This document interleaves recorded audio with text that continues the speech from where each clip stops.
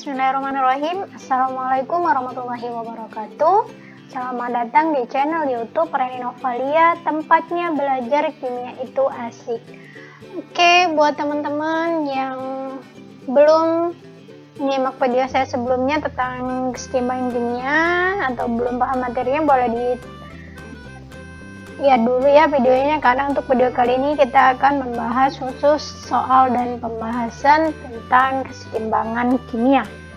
Sebelum lanjut, jangan lupa subscribe dan aktifkan loncengnya ya, biar kalian gak ketinggalan video terbaru dari saya. Karena di channel ini saya banyak bahas materi tentang kimia mulai dari kelas 10, 11, dan 12 seperti video ini. Jadi buat teman-teman yang baru pertama kalinya ke channel ini, setelah nonton video ini, kalian bisa cek video-video saya sebelumnya, mungkin saja ada informasi yang bermanfaat buat kalian. So, simak terus ya. Oke, yang pertama, reaksi keseimbangan berikut yang tidak mengalami pergeseran jika volumenya diperbesar adalah. Oke, di sini ada 5 persamaan reaksi keseimbangan kimia. Teman-teman diminta memilih mana yang jika volumenya diperbesar itu tidak akan mempengaruhi keseimbangan atau tidak akan mengalami pergeseran. Konsepnya yang perlu teman-teman ingat adalah, ini sudah saya bahas di video tentang faktor-faktor yang mempengaruhi keseimbangan kimia ya. Jadi jika volume diperkecil, maka keseimbangan akan bergeser ke arah jumlah koefisien yang kecil. Sebaliknya, jika volume diperbesar, maka keseimbangan akan bergeser ke arah jumlah koefisien yang besar. Tetapi jika koefisiennya sama, baik di reaksi maupun hasil, maka perubahan tekanan ataupun volume itu tidak akan menggeser keseimbangan. Jadi teman-teman tinggal mencari mana yang dari kelima persamaan reaksi tersebut yang koefisien reaksi dan hasilnya itu sama.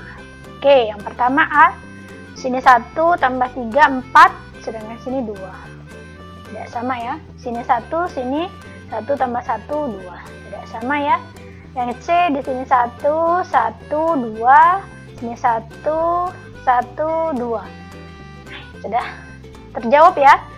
Jadi jawabannya C. Untuk lebih jelasnya lagi kita coba lihat yang D, di sini 1, di sini 2. Yang E, di sini 2 ditambah 1, 3, sini 2.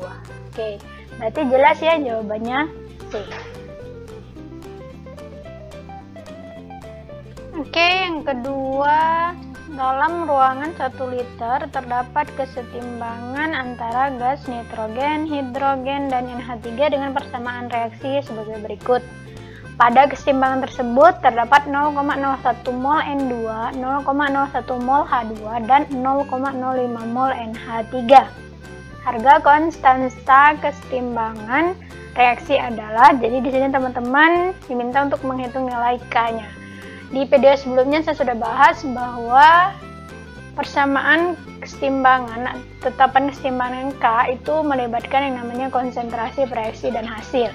Sedangkan di sini dalam soal itu baru diketahui molnya dan volumenya. Jadi teman-teman bisa mencari konsentrasi masing-masing zat baik reaksi maupun hasil reaksi. Oke, yang pertama konsentrasi N2, rumusnya mol dibagi volume ya. 0,01 dibagi 1, 0,01. Begitupun konsentrasi H2, kebetulan sama 0,01 mol dibagi 1 liter, sehingga konsentrasi H2-nya 0,01 molaritas, sedangkan konsentrasi NH3-nya 0,05 mol dibagi 1 liter, sama dengan 0,05 molaritas. Baru kita bisa mencari harga K-nya, yaitu konsentrasi N2 dikali konsentrasi H2 pangkat 3. Kenapa pangkat 3? Karena konstantanya 3.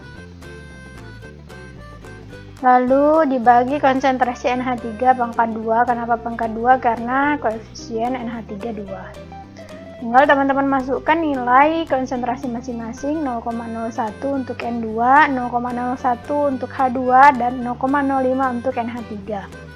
Sehingga teman-teman peroleh hasil 0,01, ini pangkatkan 3 dikalikan 0,01, hasilnya 10 negatif 8.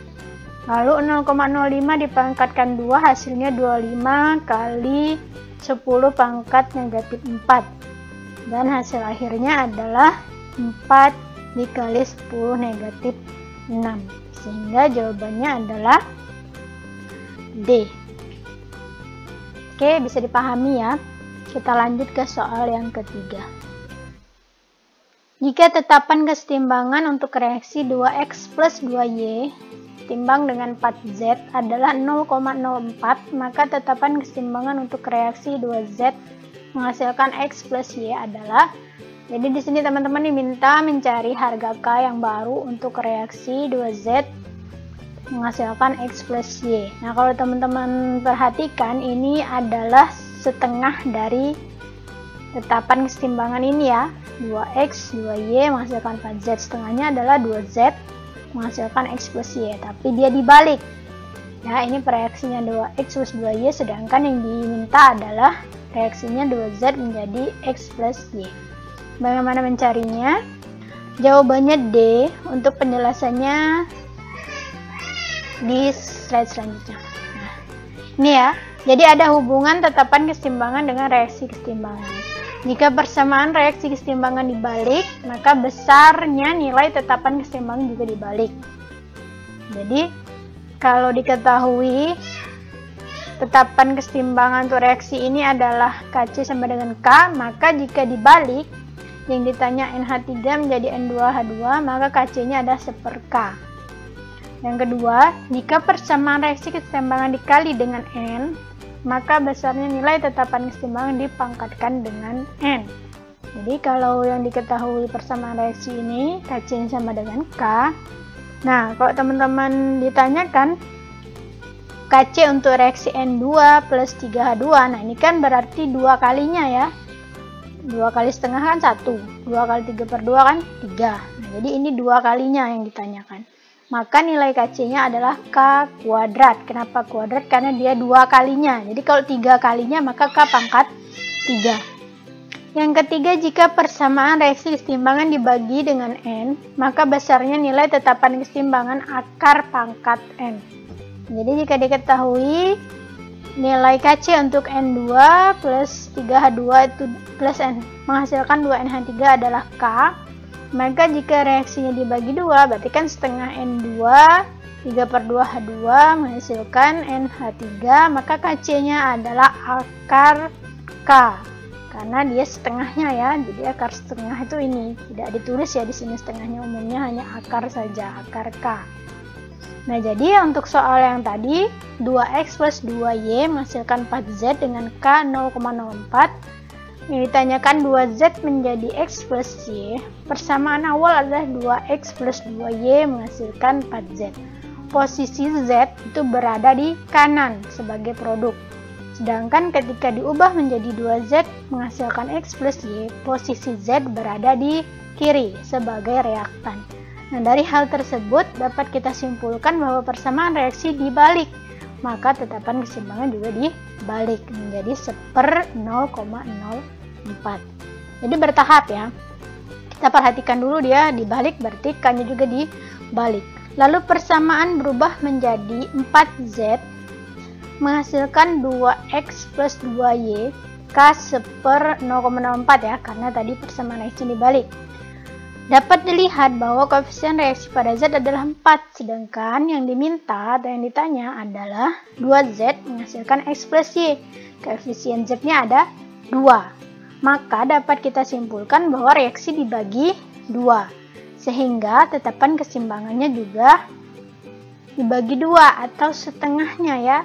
Kalau setengahnya berarti 2Z menghasilkan X plus Y, nilai K-nya akar 1/0,04. Sehingga ya tadi 2Z X plus Y kita sudah dapat akar 1/0,04 atau sama dengan 1/4/100, atau kalau kita ubah lagi menjadi 100/4, karena kalau ini kan sambalnya 1/4/100 ya, jadi 1/1 dikali 100/4, jadi diperoleh 100/4. Kita sederhanakan 100 dibagi 4, 25, akar 25, 5. Jadi nilai K untuk kesetimbangan yang baru 2Z menghasilkan X plus Y adalah 5. Oke, yang keempat, tetapan kesetimbangan reaksi BaO2 solid menghasilkan 2 BaO solid plus O2 gas diberikan oleh. Nah, di sini yang teman-teman perlu perhatikan untuk bisa menuliskan tetapan kesetimbangannya. Ingat bahwa yang terlibat dalam persamaan tetapan kesetimbangan itu hanya yang berwujud gas dan aquos. Sedangkan di sini ada solid, berarti yang terlibat itu hanya O2. Sehingga dari 5 pilihan ini yang paling tepat jawabannya adalah yang E, bukan yang D. Alasannya kenapa? Karena BaO2 dan BaO itu berwujud solid sehingga tidak terlibat dalam penulisan persamaan tetapan kesetimbangan kimia. Oke, yang terakhir adalah reaksi pembuatan belerang trioksida. Reaksi berikut adalah reaksi pembuatan belerang trioksida yang merupakan reaksi eksoterm. Persamaan reaksinya sebagai berikut. Apa yang harus dilakukan agar produksi belerang trioksida dapat meningkat?